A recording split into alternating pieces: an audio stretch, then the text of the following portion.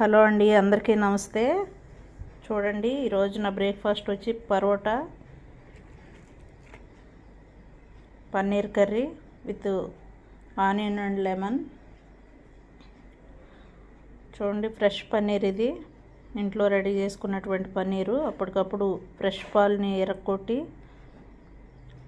తయారు చేసుకున్నటువంటి పన్నీర్ అండి ఇది. చాలా ఫ్రెష్గా ఉంది. అలాగే పరోటా. ఈ విధంగా ఫ్రెష్ పాలతో పన్నీర్ తయారు చేసుకుంటే కనుక చాలా హెల్తీగా అండ్ టేస్టీగా ఉంటుందండి. మెత్తగా ఉంటుంది. ఎలాంటి కెమికల్స్ యాడ్ అవ్వు. నిలవ పాలు కాదు కాబట్టి చాలా ఫ్రెష్గా ఉంటుంది. చూడండి, మనం ఎలాగనగానే మెల్ట్ అయిపోతుంది. అదే కొన్న పన్నీర్ అయితే కనుక గట్టిగా ఉంటుందండి. అదొక్కటే.